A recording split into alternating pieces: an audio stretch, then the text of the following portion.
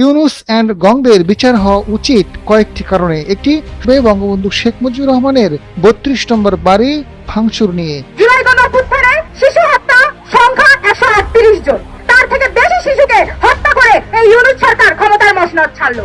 উনি কিভাবে সরকার প্রধান হলেন? ইউনুস সাহেবের যত অপকর্ম আছে, আপনার দেশ বিক্রি করে দিয়েছেন। উনি শুধু অপকর্ম করেছেন, উনি কোনো কর্মই করেন নাই।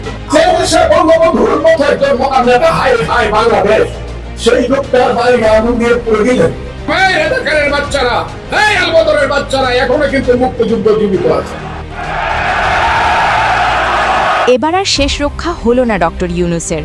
অবশেষে ধানমন্ডি ৩২ ভাঙচুর সহ নানা দুর্নীতির দায়ে ইউনুসের বিচার শুরু।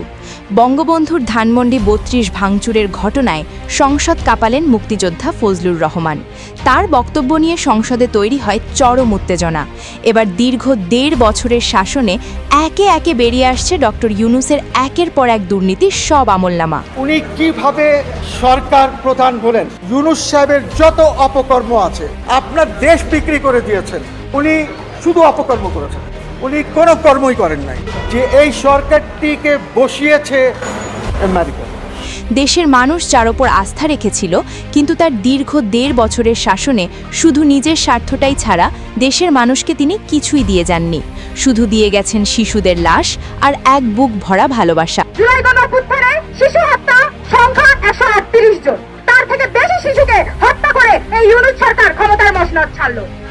এই যে শিশু মৃত্যু, শিশু হত্যা, এটার জন্য তাকে পর্যন্ত বিচার আনতে হবে। এবার সংসদে বঙ্গবন্ধুর ধানমন্ডি ৩২ ভাঙচুরে ইউনুসের বিচার চেয়ে সংসদে ঝড় তুললেন মুক্তিযোদ্ধা ফজলুর রহমান। তার বক্তব্যে তৈরি হয় সংসদের চরম উত্তেজনা। সংসদে দাঁড়িয়ে মুক্তিযোদ্ধা ফজলুর রহমান বলেন, মাননীয় স্পিকার, যিনি ছিলেন আমাদের বাংলাদেশের প্রাণ, যাকে ছাড়া বাংলাদেশ কল্পনা করা কঠিন। যখন বঙ্গবন্ধুর ধানমন্ডি ৩২-এ আগুন দেওয়া হয়েছিল, সেখানে বুলডোজার দিয়ে গুড়িয়ে দেওয়া হয়েছিল। এসব দেখে তখন মনে মনে ভেবেছিলাম, আমি কেন এসব দেখার আগে মরে গেলাম না? আমি এই বাংলাদেশ চাই না। আপনারা কি এই বাংলাদেশ চান, যে দেশে মুক্তিযোদ্ধাকে অপমান করা হয়?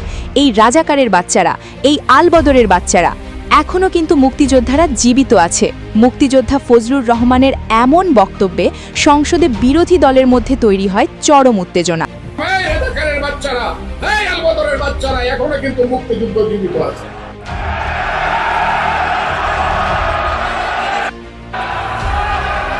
তাই প্রিয় ভিউয়ার্স, ধানমন্ডি ৩২ ভাঙচুর সহ নানা দুর্নীতির মামলায় ফেসে যাচ্ছেন ডক্টর ইউনুস। তাই বঙ্গবন্ধুর ধানমন্ডি ৩২ ভাঙচুরের ঘটনায় ডক্টর ইউনুসের কেমন বিচার চান আপনারা? লাইক, কমেন্ট, শেয়ার করে জানিয়ে দিন আপনার মতামত।